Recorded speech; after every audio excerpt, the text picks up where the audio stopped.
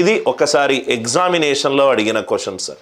Original question, original exam previous year question, original exam previous year question, exam previous year question చూద్దాం ఒకసారి.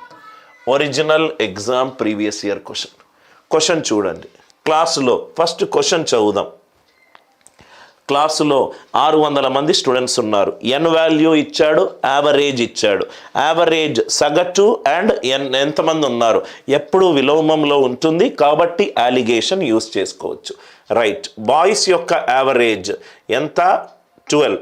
Girls యొక్క average ఎంత? 11. So చిన్న value ఎప్పుడు left hand సైడ్లో రాసుకోవాలి.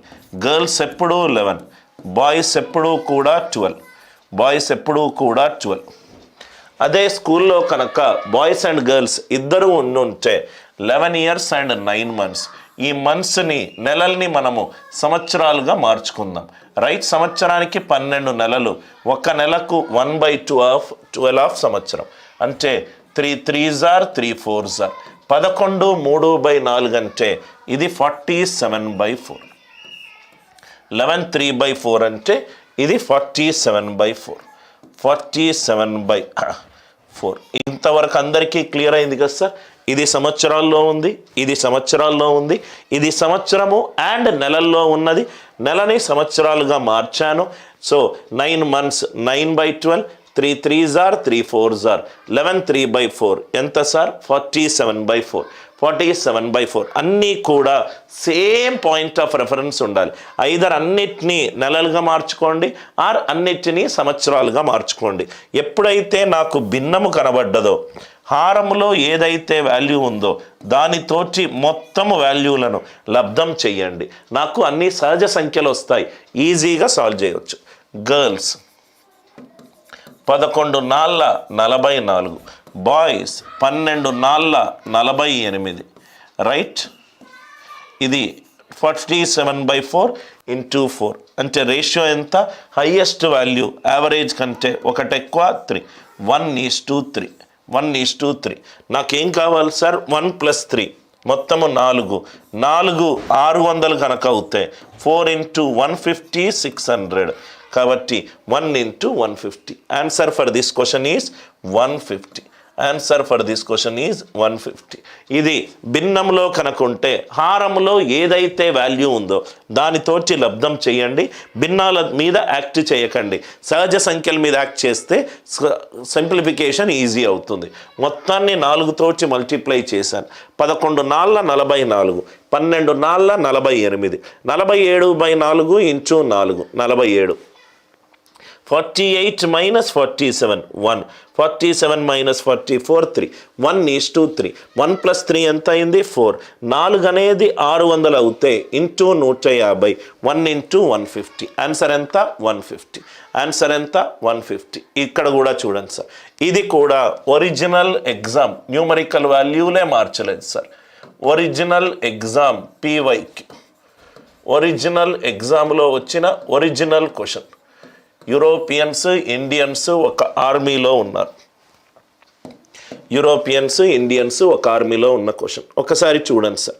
క్వశ్చన్ చదవండి. ఒక సైనిక శిబిరం యూరోపియన్లు మరియు భారతీయులతో కలిపి మొత్తము 12,000 మంది సైనికులు కలరు. సో కాబట్టి మొత్తం ఎంతమంది ఉన్నారు? 12,000 మంది ఉన్నారు. ఓకే, సగటు ఇచ్చాడు. వీళ్ళేమో ఎంతమంది ఉన్నారు, ఇక్కడేమో సగటు ఇచ్చాడు. యావరేజ్ అనేది రైట్ నంబర్ ఆఫ్ పీపుల్కి విలోమం ఉంటుంది. కాబట్టే నేను అలిగేషన్ యూస్ చేసుకోవచ్చు.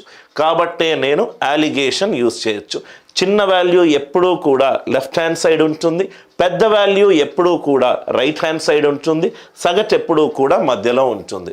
రైట్, ఇక్కడ క్వశ్చన్లో ఏమిచ్చాడు?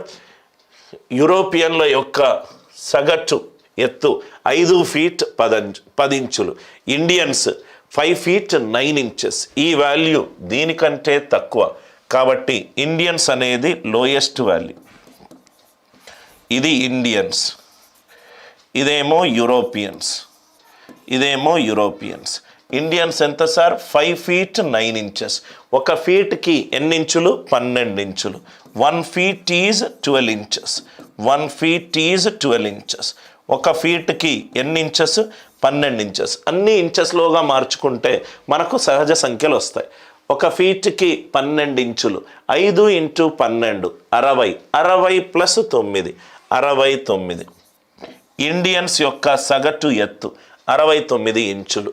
అదే యూరోపియన్స్ యొక్క సగటు ఎత్తు 5 feet 10 inches. ఒక ఫీట్ 12 ఇంచులు. 12 5 60, 60 + 10 ఇది 70. ఇది 70. రైట్. సగటు ఎంత ఇచ్చాడు?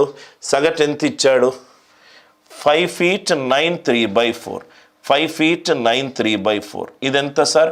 5 feet అంటే ఇది 5 × 12 ఇది 60. ఇది +9 3/4 ఆఫ్ అన్ ఇంచ్ అంటే ఇదెంత సార్? 69 3/4. ఇదంతా 69 3/4.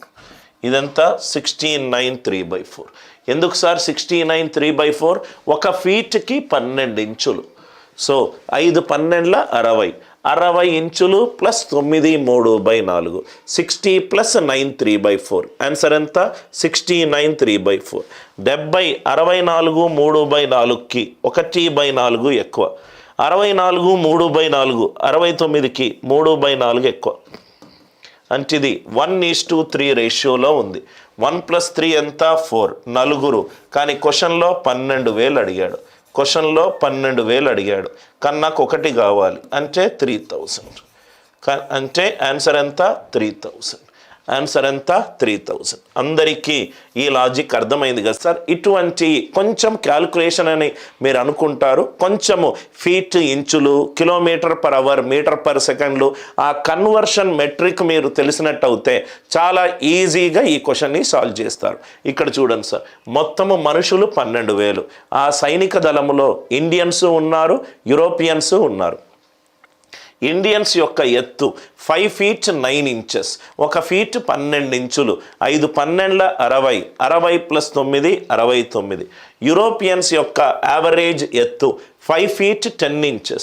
ఒక ఫీట్ 12 ఇంచులు. 5 12 60, 60 + 10 ఎంత? 70. ఇది 69 3/4 ఎలా వచ్చింది? ఒక ఫీట్కి 12 ఇంచులు. 5 12 60, 60 ఇంచులు + 9 3/4 ఎంత సార్? 60 + 9 3/4, 69 3/4. 70 64 3/4కి 1/4 యాడ్ చేస్తే 70 వస్తుంది. ఇది 3/4 ఎక్కువ ఉంది. అంటే ఇది 1:3. 1 + 3 4 12,000 అయింది.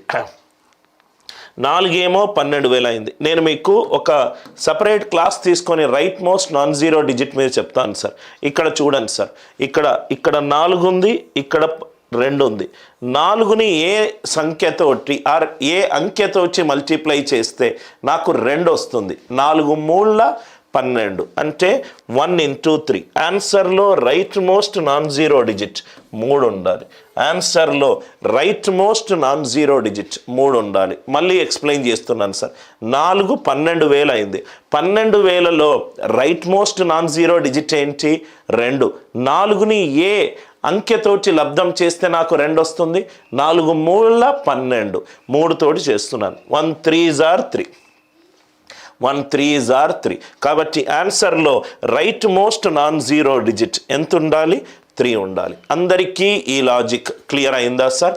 Right most non zero digit ఒక సపరేట్ క్లాస్ తీసుకొని అన్నీ ఎక్స్ప్లెయిన్ చేస్తాను. ఎందుకంటే దాని యొక్క అప్లికేషన్ మనకు చాలా వెరైటీ ఆఫ్ ప్రాబ్లమ్స్లో కనబడుతుంది. అరిథమెటిక్లో ఏ ప్రాబ్లం తీసుకున్నా percentage, profit loss and discount, SI, CI, time and work, time speed and distance, averages, mixtures, alligation, removal and replacement, ratios, proportion, అన్ని చోట్ల right most non zero digit చాలా ఇంపార్టెంట్ కాన్సెప్ట్ సార్.